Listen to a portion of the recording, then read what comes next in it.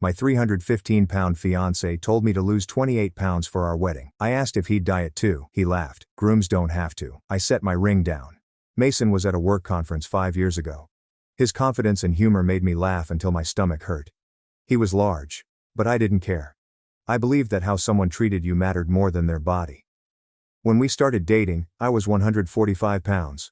I wore size 6. Mason repeatedly praised my beauty. He couldn't think I'd desire him. 3 years together led to engagement. Mason proposed at our first date restaurant. He dropped down on one knee and cried, saying he wanted to make me happy forever. I said yes because I loved him and thought he loved me as I was. The wedding planning began quickly. Mason had all kinds of opinions. He wanted a specific venue, caterer, and band. He preferred navy and gold. He requested guests I had never heard of. I let him make most of the selections since he was so eager and I wanted him to have his dream wedding. Then we hired the photographer. Mason spent 5 hours researching photographic packages online. Studying sample wedding albums was like studying for an exam. He created spreadsheets comparing pricing, styles, and editing choices. I loved that he wanted to capture our special day. After we paid the deposit, Mason sat me at the kitchen table. He wanted to discuss something essential. He contemplated how we might seem in the images. He wanted our wedding album to be something we'd always be proud of. I concurred. I also desired that. Mason advised me to reduce weight. He stated the camera added 8 pounds, and he didn't want me to look overweight in photos. He recommended 28 pounds. He claimed the wedding was 9 months away, so I had time to start immediately. He stated he studied diets and gym memberships for me. I sat there trying to comprehend what occurred. I asked him to repeat. He repeated it as if it were the most reasonable request. I was told he wanted me to appear good. He stated decreasing weight would help me glow on my wedding day as brides should. Just because he loved me and wanted the best for us, he stated. Mason was also asked about losing weight. He chuckled. He laughed like I joked. Different, he said. He stated grooms didn't have to bother about images like brides. He said everyone would look at me regardless, so I should try. Because tuxedos flatter all body shapes, he believed he would look good in one. I noted his 315 pounds. I said I weighed 145. By any measure, I wasn't the one who needed to lose weight in our relationship. A defensive Mason. It seemed I was missing the point. Not for health, he said. It was aesthetic. He said brides should look a certain way, and I wasn't. He stated his mother concurred. He mentioned his mother thought I could tone up before the wedding. Asking when he discussed my body with his mother. He stated they discussed it 10 days ago while looking at my old images. He stated his mother noticed I had gained a few pounds since we started dating, and felt the wedding would motivate me to get back in shape. I hadn't gained weight. I weighed the same when we met. I ran 4 miles every morning. I practiced yoga 3 times a week. Nothing had changed about my body but Mason and his mother's perception. I didn't shout. No tears. I stared at this man I had committed to marry and realized I didn't know him.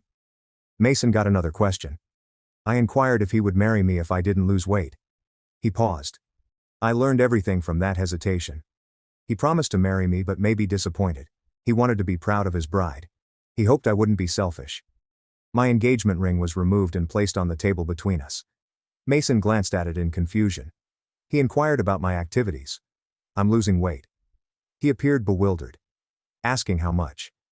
I mentioned 195 pounds. He realized I was talking about him after a few seconds. He stared at that ring like it was new. The diamond reflected kitchen light on the table, creating miniature rainbows. I watched his face change from uncertainty to panic as he processed what I said. He opened his mouth twice before speaking.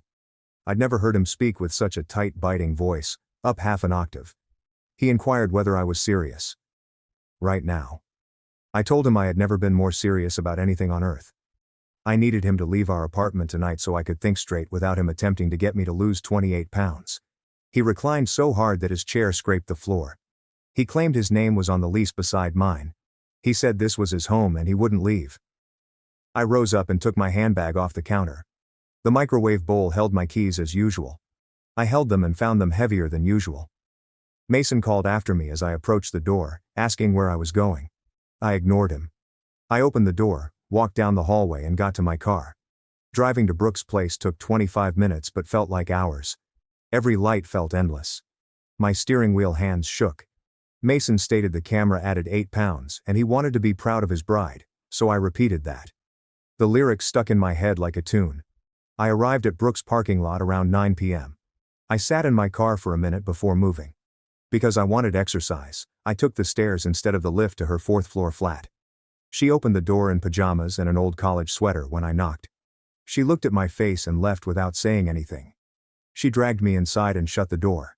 Her apartment smelled like the farmer's market vanilla candles she always bought. She led me to the couch and left for the kitchen. I heard her filling the kettle and starting the stove. She returned with 2 mugs and a box of tea bags and sat next to me. I couldn't stop talking once I started. I told her Mason's comments regarding my weight, photos, and his mother's support. When I asked if he'd marry me, I told her about his uncertainty. I advised her to remove the ring. Not once did Brooke interrupt. She listened and refilled my tea mug.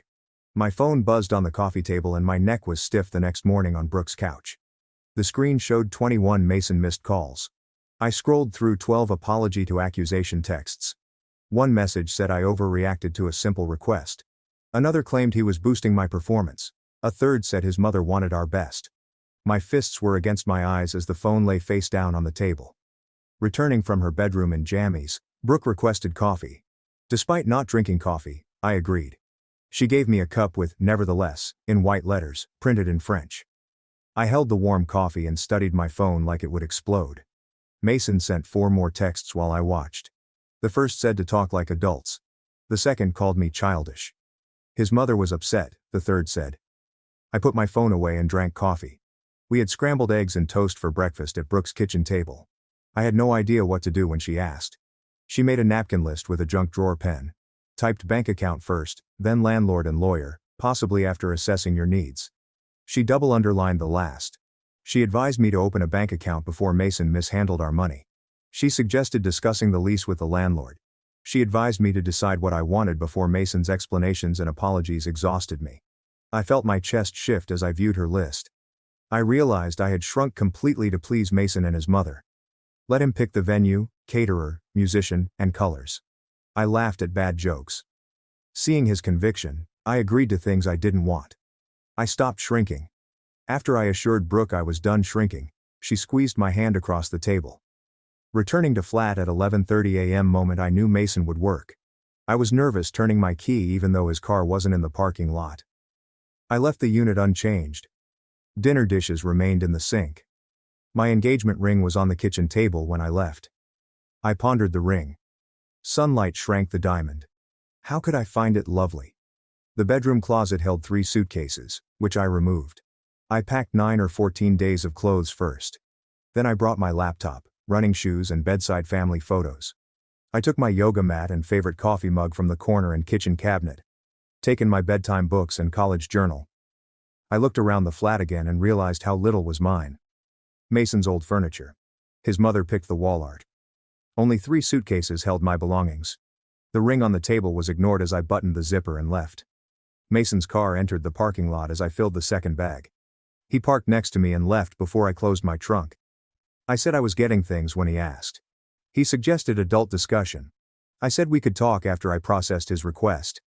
He came and said I was unreasonable. After thinking about it all night, he realized he may have said things wrong but made a good point.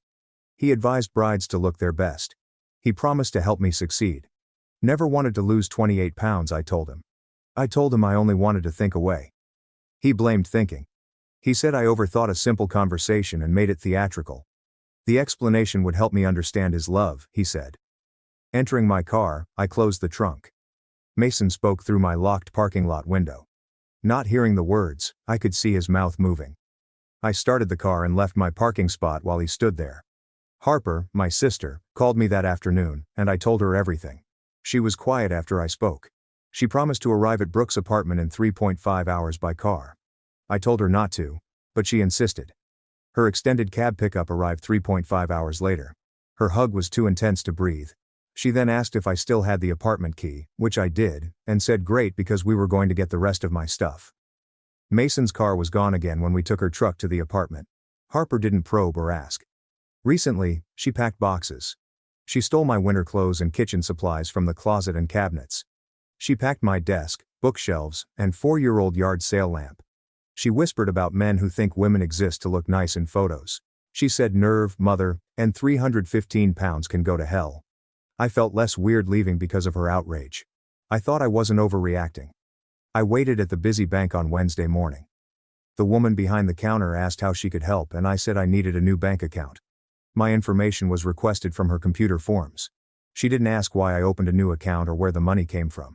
She handled paperwork easily. I got 55% of our savings in my new account. The screen number was smaller than I wanted but larger than I feared. Signing the documents was scary but right.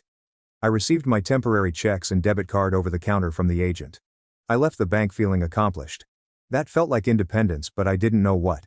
Mason dropped by Brooke's apartment Wednesday night without warning. He knocked while I ate leftover Chinese on her couch. Brooke called me by name through the peephole. My head shook as she nodded. She opened the chain-locked door. Mason requested a private gap conversation. Brooke said I would call him when I was ready. So respect my space. Mason volume increased. He called this stupid and said my friends manipulated me. He said Brooke was turning me against him. Brooke told him to leave because that didn't work. Mason mumbled something else I couldn't hear. A powerful kick-like thud followed. Brooke locked the door and went to the couch. He allegedly marked her door frame with a kick. We heard his footsteps slow as he left. I visited the landlord in her first-floor office Thursday afternoon. A woman in her early 60s wore chained reading glasses. She asked what happened after checking my lease on her computer. I told him my fiancé and I broke up and one had to leave. She nodded like she'd heard the tale 100 times. My lease had 5 months left, but she apologized. She said Mason and I were legally responsible for rent until then. She suggested finding someone to take over 60% of the lease if we wanted to leave early. New tenants need her approval, but she'll work with us. I thanked her and went upstairs with purpose. Looking for someone to take over my lease. I had something to focus on instead of feeling stuck between my old and new lives. I tried being normal at work on Monday. I received coffee at my desk from Grant at 9:30 a.m. and asked about lunch. No seemed odd, so I said yes. We sat by the window at the sandwich shop 3 blocks from the office. Grant asked about wedding preparations and I felt sick. He saw Mason and me at the December corporate Christmas party. Mason kept me all night and announced his marriage. A sandwich helped me pause before responding. Grant was told wedding stress was manageable. Even I thought my voice was fake. Grant nodded, mentioning a project due next week. I liked his non-information request. Walking back to work, I realized how many co-workers knew Mason and asked questions I couldn't answer. Phone buzzed Wednesday afternoon meeting. Mason texted me that his mother wanted to discuss this misunderstanding. He suggested she refocus us. I stared at the message until someone asked about the quarterly report, then pretended to listen. Rereading the text in the bathroom after the meeting. I knew who advised weight loss. That wasn't Mason's plan. My body was discussed with his mother for months. Before reconsidering, I blocked her number. I didn't need her explanations or manipulation. Mason texted 4 more times asking why I wasn't answering his mother. I focused on work with my phone face down on my desk. Wedding planner contacted Wednesday morning. She asked about final guest counts in a confident tone. Closed my office door before telling her we were canceling. She lost her voice's joy.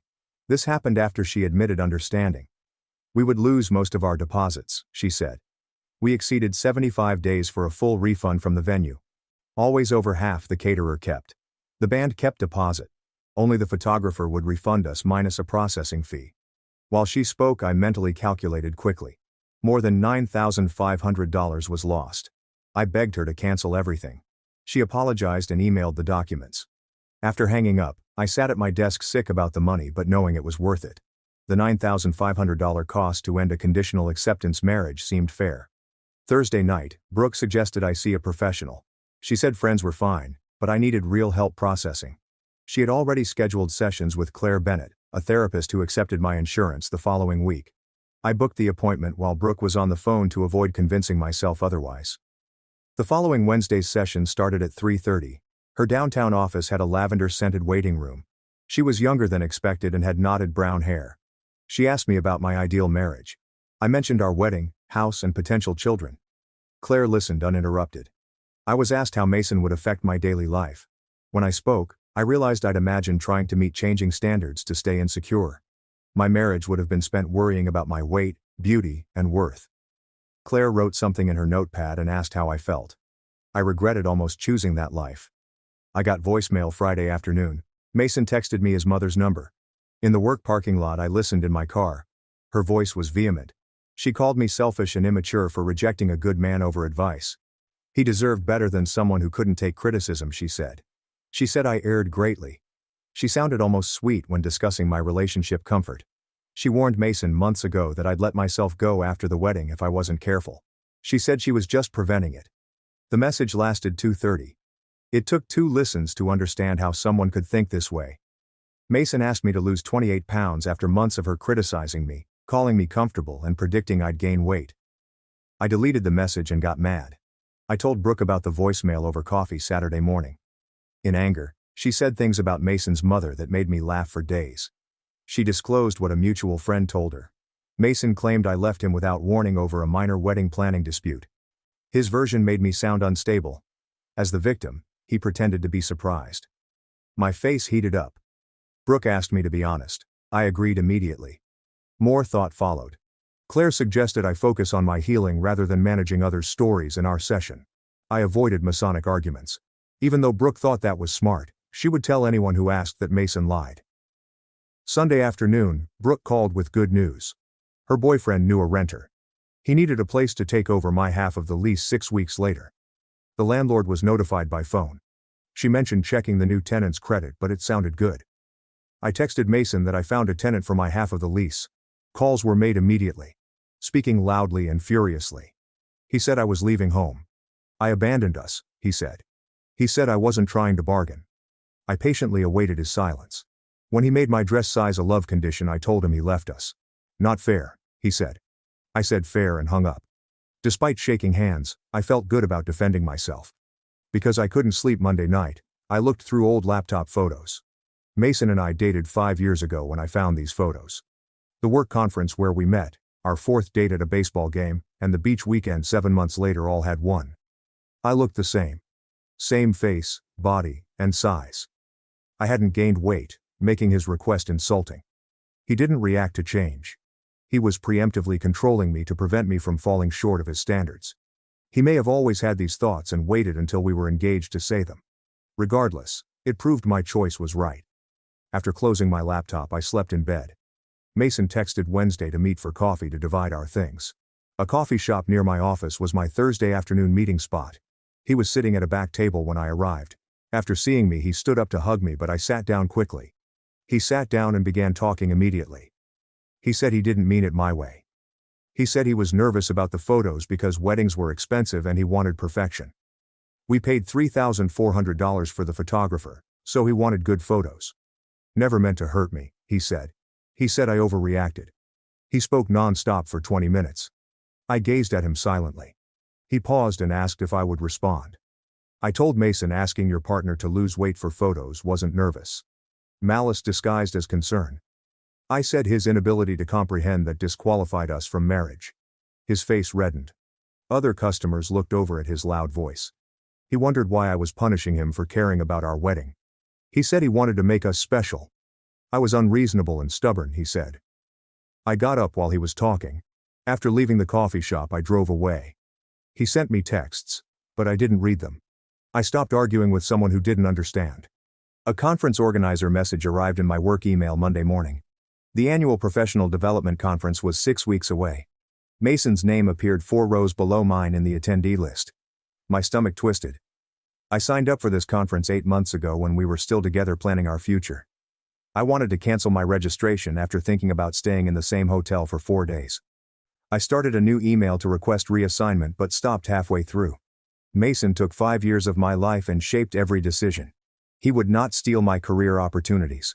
I deleted my message and wrote another.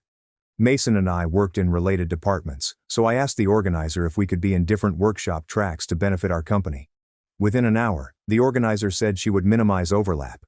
I was relieved and proud that I stood up for myself instead of hiding. I saw Claire that afternoon for therapy. I explained the conference situation when she asked how I was handling the separation. I then mentioned my concern. My thoughts kept returning to the wedding planning and Mason's every decision. Claire asked me what I chose for the wedding. Sitting there, I tried to remember. The architecture drew him to the venue. The caterer was his choice because he wanted a specific menu. He chose the band after hearing them at his cousin's wedding. He chose navy and gold because they were his college colors. Family and coworkers dominated the guest list.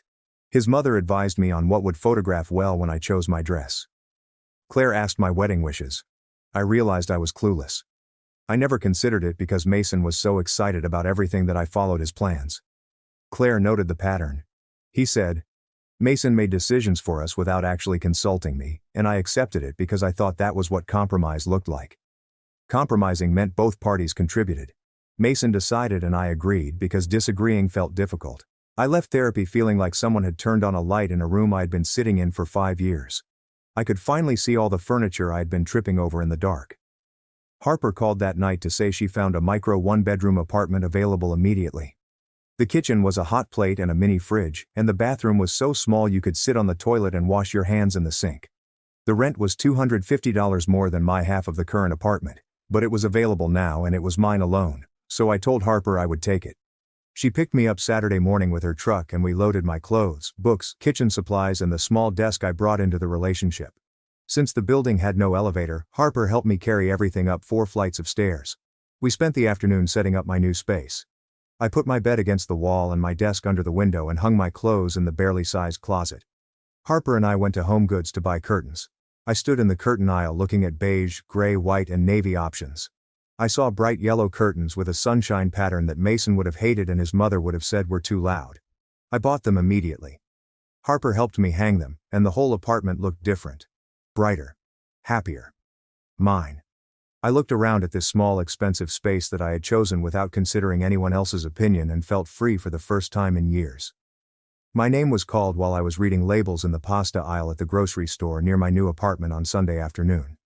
Nolan, Mason's best man, stopped his cart next to mine and asked how I was doing. I said I was fine and tried to move past him, but he stepped in. He said Mason was really torn up about the breakup and was not eating or sleeping and spent most of his time sitting around looking miserable. He suggested I give Mason another chance because everyone makes mistakes and Mason loved me. I looked at Nolan and wondered what Mason had told him about why we broke up. Nolan looked uncomfortable and said Mason mentioned wedding planning disagreements. I told Nolan that Mason demanded I lose 28 pounds so I wouldn't look heavy in our wedding photos. He said he didn't know that. I said Mason should be torn up about what he said to me, not about facing consequences. Nolan was quiet for a moment, then he said he was sorry and he didn't realize that. He said he would have reacted the same way I did if someone told him to lose weight for photos. I appreciated his honesty. I told him I needed to finish shopping and he moved his cart out of my way. I met Brooke for coffee Wednesday morning before work.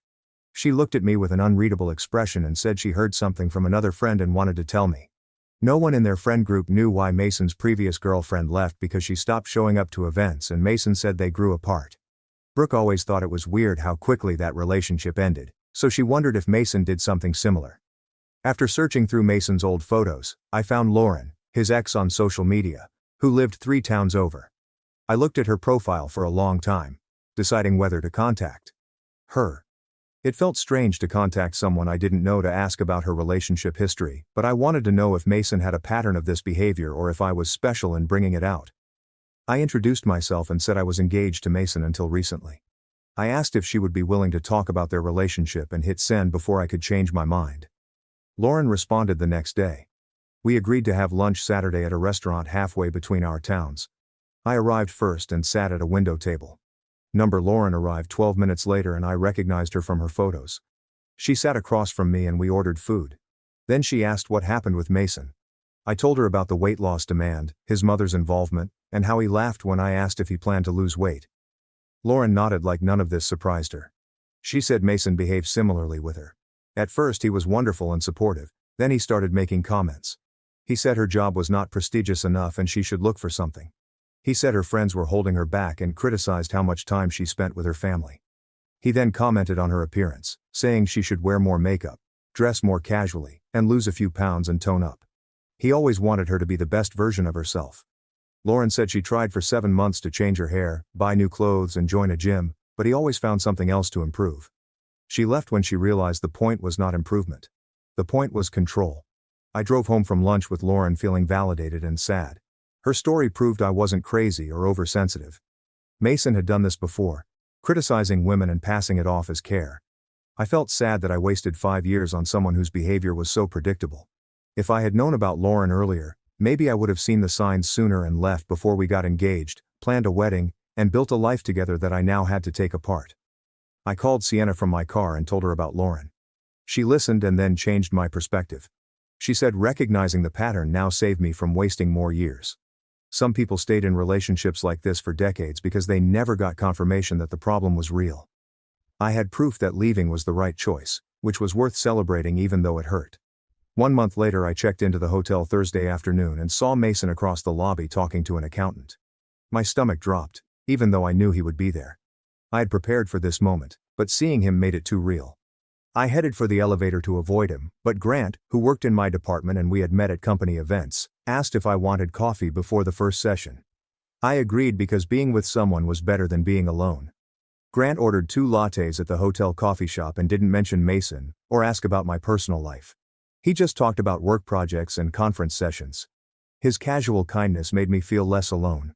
I realized I had been so focused on Mason, the wedding, and the breakup that I forgot I had other people who cared about me. The first day of sessions went well because the organizer kept her promise to separate Mason and me. I didn't see him again until the networking break Friday afternoon, when I saw Mason walking toward me.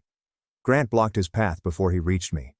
I watched Mason explain a work project to Grant, who was his colleague, and I was grateful. Grant kept Mason busy for 15 minutes talking about budget reports and timeline adjustments. After their conversation, I moved to another part of the room and found Grant near the refreshment table. I thanked him and he shrugged, saying, "Everyone deserved colleagues who had their back." I realized I had more support than I thought. After the conference Sunday night I checked my mail and found a travel company envelope with a payment notice for Mason's honeymoon package, which was scheduled for 10 weeks. I was so focused on what I lost when I left Mason that I didn't notice what I still had. The package was non-refundable and the entire $6,800 cost was due in 45 days. I called Mason immediately and he answered on the 3rd ring. I asked him why he never canceled the honeymoon and he said he forgot about it with everything else going on. I told him he needed to handle this. Mason said we should both pay half since we both benefited from booking it originally. I told him I wasn't paying for a honeymoon that wouldn't happen because of his behavior. He said I was being unreasonable. I hung up and called the travel company. The representative said Mason could make changes or cancellations. She said they would send the account to collections if payment was not received by the due date. I texted Mason the deadline and told him to handle it, but he did not respond. I scheduled a lawyer appointment the next week to fix Mason's financial mess. My early 60s lawyer listened as I explained the honeymoon, wedding deposits, and security deposit from our old apartment that Mason still owed me half of. She looked at our old lease, the honeymoon booking email trail, and screenshots of Mason's texts claiming I owed him for wedding cancellations for 20 minutes before looking up. She suggested writing a clear division of debts to offset what Mason claimed I owed against what he actually owed me. The security deposit was $1,350 and Mason never paid me back his half when we moved. That covered most of what he said I owed for the venue deposit. She typed a document right there listing every shared expense and who was responsible. Following her work, Mason owed me $450 more than I owed him, so the wedding venue was split evenly since we both signed that contract. The other deposits were divided similarly by who signed what paperwork. I paid her fee and left with copies of everything in a folder. Claire noticed something in my communication about wedding planning in our next therapy session. Claire asked me what I wanted for the wedding, and I couldn't think of a single detail. She also asked if I was grateful that Mason wanted to marry me. Sienna asked what I meant by someone like him. I said Mason was confident, funny and successful, and I sometimes wondered why he picked me. Claire pointed out that I was also confident, funny and successful. She asked how it felt different. I realized I had been performing gratitude for being chosen. Mason made me feel like I should be thankful someone wanted to marry me, so I didn't advocate for what I wanted for fear of appearing difficult or ungrateful. Claire asked if I deserved wedding opinions. I replied, of course. Hearing myself say it made me realize I hadn't acted like I believed it. She said this pattern probably appeared in other areas of our relationship. I thought about all the times I agreed to things I didn't want or stayed quiet when Mason made decisions without asking. The wedding was the biggest example of how I shrank to please him. That week, I ran 5 and 6 miles because 4 felt easy and signed up for unlimited monthly classes at an advanced yoga studio across town. The classes were harder than I was used to, and I liked shaking my muscles and breathing hard and knowing I was getting stronger. Running every mile felt like shaking off Mason's shame.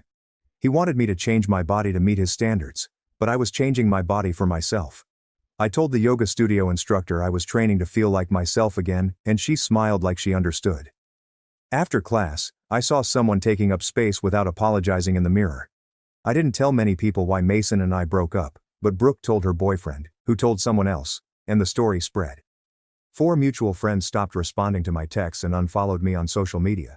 I assumed they were siding with Mason, didn't believe me, or thought I was overreacting to his request.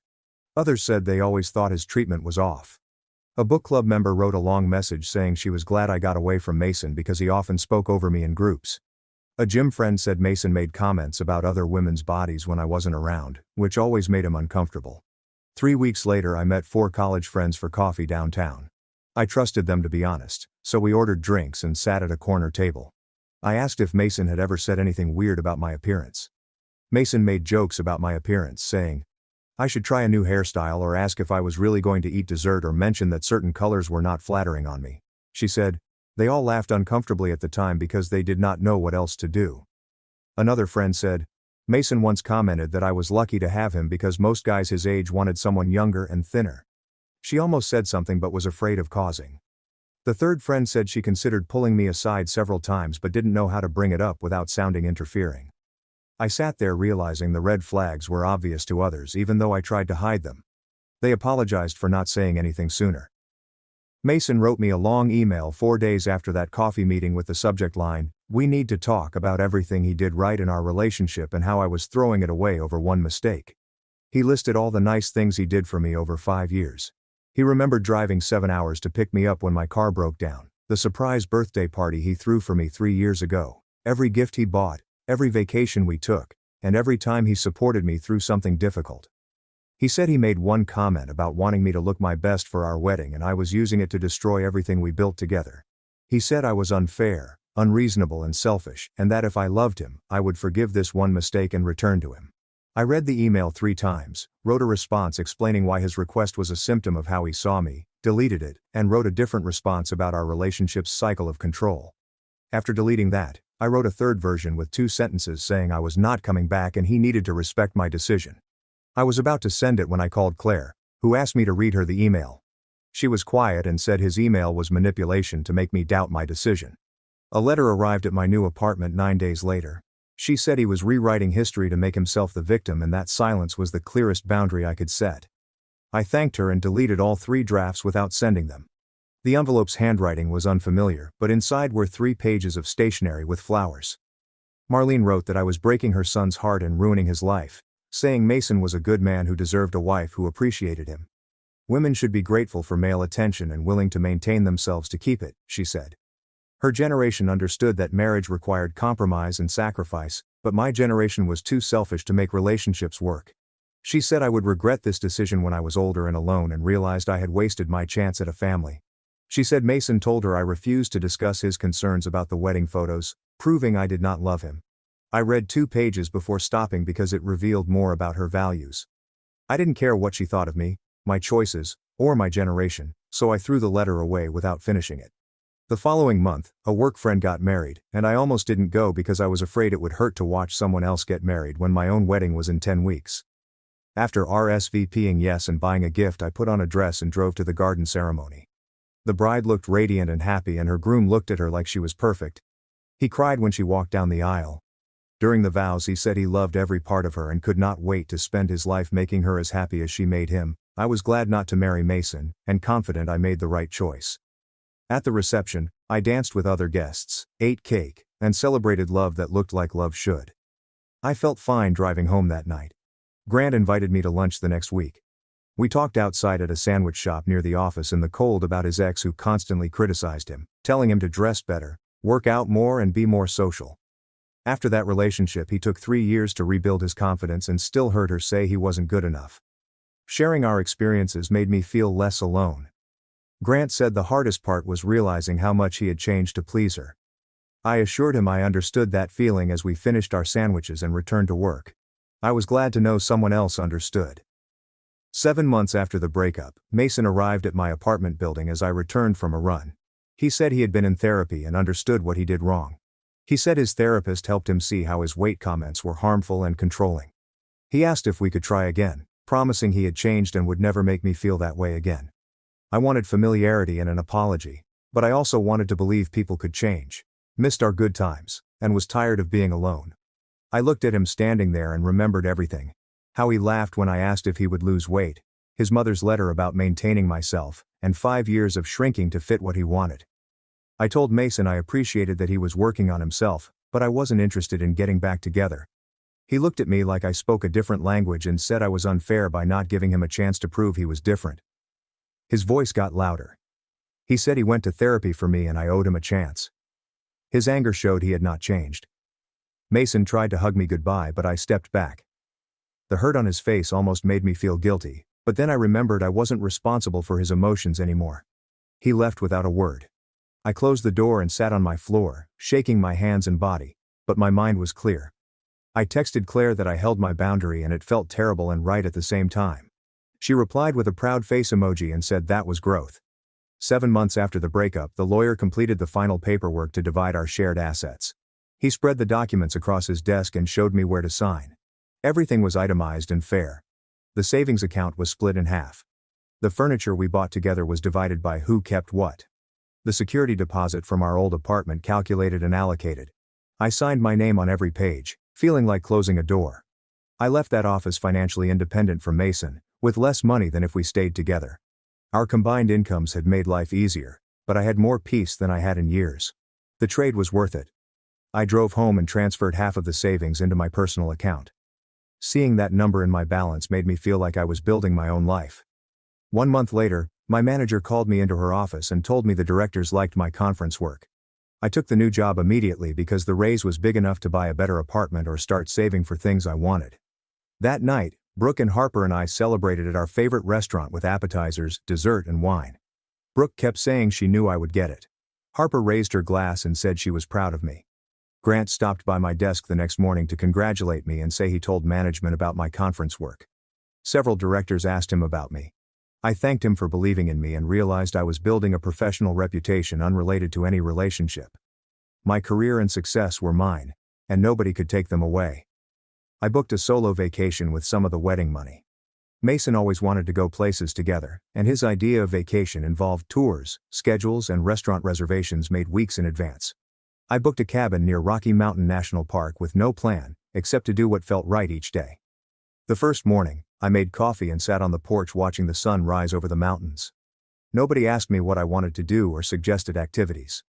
I hiked a trail I found on a map at the visitor center for 5 hours, stopping to take photos or breathe. Every decision was mine: where I ate breakfast, how I spent my afternoons, and when I went to bed. Hiking different trails each day, reading 4 books, and eating at restaurants without worrying about others' preferences felt like finally breathing fully after years of holding my breath. I returned from vacation feeling lighter, more myself, and I realized I hadn't checked Mason's social media in over 9 days. I sat by a fire outside my cabin on the last night and felt settled like I hadn't in 5 years. I opened the app out of curiosity and saw he hadn't looked at my profile in weeks. His mental space had shrunk to almost nothing as I filled it with my own hobbies, friendships, and career goals. I joined a downtown coffee shop book club and took a pottery class on Tuesday nights. I planned outings with coworkers and built a life that reflected who I was instead of who others wanted me to be. Claire and I discussed ending therapy at our next session because she said I was doing so much better and I could see it too. I left Mason 7 months ago and wondered if I made the right choice. Now I know I did. Claire said I learned to set boundaries and trust my instincts, which will help me in every relationship. I wanted to see her less often, so we agreed on monthly sessions instead of weekly. In early spring, I started casually dating again. Just coffee dates and park walks, and noticed changes in my behavior immediately. I stated my preferences clearly. I ended dates early without apologizing or explaining when something felt off. I went on a date with a man who spent the whole time talking about his ex-girlfriend. Harper called me one Saturday morning and asked if we could meet for breakfast. I finished my coffee and told him I didn't think we were a good match. He seemed surprised, but I believed in my instincts. We had good omelets at a place near her apartment. She told me she was proud of how I handled everything with Mason, and that watching me leave a bad situation gave her courage to set better boundaries in her own life. Her boss had been taking advantage of her for months, asking her to work late without extra pay, answering emails on weekends, and making her feel guilty when she said no. Harper told him she would no longer be available outside her scheduled hours. Her boss was upset, but he accepted it. She said, seeing me choose myself helped her realize she could do the same. That said something. 10 months after the breakup, I ran a half marathon after 14 weeks of training, 4 weekday runs and 2 Sunday longer runs. I pushed myself each week, getting stronger and clearer. Race day was cold and sunny and hundreds of runners lined up. The gun went off and we started moving. The first few miles felt easy. My legs were fresh and my breathing was steady. Around mile 8 my legs started to hurt, but I kept going. Mile 11 was hard. My body wanted to stop, but I told myself I could do 2 more miles. I finished at 13.5 miles and someone put a medal around my neck. My legs were shaking. My lungs were burning. I felt amazing. Crossing that finish line showed how far I had come. I carried myself 13.5 miles on strength I built for myself, not to impress others or look good in photos. I was proud of what I accomplished. 3 weeks after the half marathon, Grant invited me to a barbecue at his apartment building. He said some friends were getting together and I should come meet them. I brought a bottle of wine and was nervous walking up to his apartment building. Grant opened the door and introduced me to 7 people sitting around his living room. They were warm immediately and asked about my running, job and hobbies. Nobody commented on how I looked or what I ate when we went to the patio for burgers. One woman mentioned training for a triathlon and asked if I wanted to join her running group. While eating potato salad and drinking beer, a guy told stories about his terrible dating experiences that made everyone laugh. I realized this was what normal felt like. People who didn't think bodies were topics for public discussion and cared about what you did and thought instead of how you looked. I went home that night lighter. 1 month later, Lauren texted me to see how I was doing. I stared at her name on my phone for a minute before responding. We agreed to meet for coffee on Saturday morning. I arrived early and ordered a latte. Lauren arrived looking healthy and happy. We hugged and sat down, and she asked about my life since the breakup. I told her about therapy, the promotion, and the half marathon. She nodded and said she was proud of me for leaving. She told me about her 7-month therapy after Mason. She joined a book club and started painting again. She learned to recognize red flags early. Then she met someone new. Someone who never suggested she change anything about herself and loved her exactly as she was. She showed me photos of her engagement ring. Her face lit up when she talked about her partner. In early summer I moved into a larger 1-bedroom apartment because the promotion salary allowed me to afford more space and a better neighborhood. I spent 14 days decorating it the way I wanted, including buying a bright blue couch because I loved the color. I chose furniture to create a reading nook by the window and hung art that made me smile without worrying if guests would like it. The apartment was mine alone, so I didn't have to worry about Mason or his mother's opinions. I was proud of my yellow curtains and blue couch when I came home from work 11 months after the breakup. Mason sent a text saying he was dating someone new, which made my stomach drop. I read it twice and felt nothing. No anger, no sadness, just a mild sense of closure. I typed a polite response wishing him well and preferring to keep our interactions professional. I deleted his number from my phone because we were done. I was building something new. Brooke's birthday party was on a warm June Saturday. She rented a rooftop downtown and invited 45 people. I wore a dress I bought because I loved it. Grant was talking to Harper, and some of my running group stood by the bar. I grabbed a drink, joined conversations, laughed at jokes, and made plans for dinner next week. Halfway through the party, I realized something. I was happy with my life. Not just okay or healing, but happy with what I was building. Brooke asked what was funny because I was smiling so much. I told her I was just happy. She hugged me and said she could tell. Claire asked me what I learned from this experience at our last regular session in July. I thought about it for a minute and told her that love should not require me to change my body or voice. The right person would celebrate who I am instead of criticizing who I am not. I learned that I am worth that kind of love, to trust my instincts when something feels wrong, and that leaving a bad situation takes courage, but staying in one takes even more. Claire smiled and said I had done important work. She said I could call her if I needed support, but she thought I could handle whatever came next. I left her office feeling ready. I scrolled through my phone's photos of Mason and me at restaurants, parks and parties from August. I expected to feel sad, but I felt grateful. Grateful I discovered his conditional love before we got married. Grateful I had the courage to leave when I saw who he was. Grateful for the 14 months of growth that taught me to value myself. Those 5 years were not wasted. They taught me what I didn't want, and the difference between someone who loves you and someone who loves controlling you. I closed the photo app and deleted the album. At a September dinner party, my running group friend invited me to her house for food and games. When I arrived, I saw a stranger helping in the kitchen.